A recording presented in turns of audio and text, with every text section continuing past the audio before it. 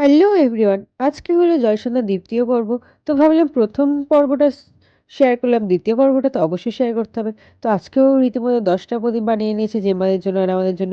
তো আমি বাড়িতে সন্ধ্যা দিয়ে দিচ্ছিলাম, দেখো আমরা কিভাবে দেই। এই যে প্রদীপ হাতে নিলাম, নিয়ে একটু আরতি করে নিলাম, তারপরে প্রদীপটা ঠাকুরের সামনে রেখে দিলাম। এটা কিন্তু কলার পেটের ওপরেই বসানো রয়েছে। তো তারপরে চারিদিক দিয়ে একটু জল ছড়িয়ে দিলাম ৩ ভাগ করে। অনেকে ১ পাকও করে দেয়, কিন্তু আমি ৩ পাক করে দেওয়াটাই পছন্দ করি।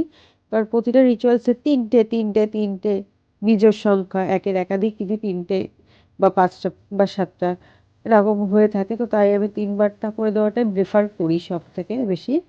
তো আমি তো ওখানে দিয়ে দিয়েছি। দিন ৭ বাজেছিল এবং ঠাকুরতলা থেকেও প্রদীপ দিয়ে এসেছিলাম। তো তারপরে দেখো কালকে বাচ্চাটা দুটো প্রদীপ, মানে যে বাচ্চাটা দুটো প্রদীপ ধরিয়েছিল একটা সাবানের করতে করে, আজকে দেখো 7টা সাবানের কেচে করে হচ্ছে দুটো দুটো করে অনেকগুলো প্রদীপ ওরা ভাসালো।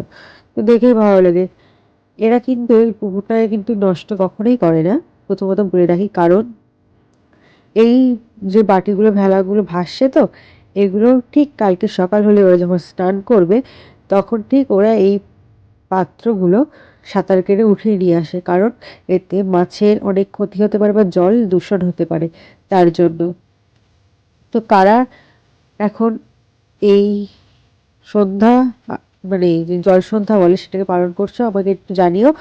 আর এছাড়াও অনেক অনেক রিচুয়ালস হয়, যেহেতু আমরা নদীর ধারে বাস করি। তো নদীর অন্য সাইড থেকে একটা আওয়াজ আসে ভোরবেলা করে শাঁখ বাজানো। তো আমার মনে হয় যে এটাও রিচুয়ালস, মানে এই মাসটায় 3 দিন করে সকালবেলা করে নিয়মটা পালন করার। তো দেখো এখানে প্রতিটা জিনিস ভাসছে। তারপরে দেখো আমি দেখিয়ে দিলাম যে সন্ধ্যাবেলা তুলসীতলাতেও প্রদীপ জ্বালিয়েছিলাম, তো সেটাই। তারপর দেখো এখনো পর্যন্ত ঠাকুরতলাতে প্রদীপ প্রজ্বলন হচ্ছে। দূরের থেকে জুম করছি, তা ফেটে যাচ্ছে। আমি ক্যামেরাটা মুছে নিতে ভুলে গিয়েছিলাম। তো যখন বাড়ি আসার পরে আমি একটু বুট দিয়ে, মানে মা কাকি ঘুগনি করে বলে বুটটা ভিজিয়েছিল, তা সেই বুট দিয়ে আমি আজকে চাউমিনটা রান্না করছি। কারণ আজকে শনিবার, তো দেওয়ার মতন বাড়িতে কিছুই ছিল না ওর মধ্যে। তো আমরা শনিবারে যেহেতু নিরামিষ খাই, তো মা বললো কি ফোন করতে, ফোন কর বলে এসে আবার দেখি ভিডিও করছে। আমি বুঝতে পারিনি প্রথমে, তারপরে বুঝলাম যে মা ভিডিও করছে। তো দেখো আমার রান্না কমপ্লিট। কীরকম দেখতে লাগছে তোমরা একটু আমাকে কমেন্টে জানিও। তো দেখো আমরা বাঙালি মানুষ বস। তো থালায় করে প্রথমে তুলে নিলাম, নেওয়ার পরে বাঙালি কেন বললাম, কারণ আমাদের চাউমিনের পাতে মুড়ি ছাড়া চলে না। তো কারা কারা এমন করে খাও কমেন্ট করো।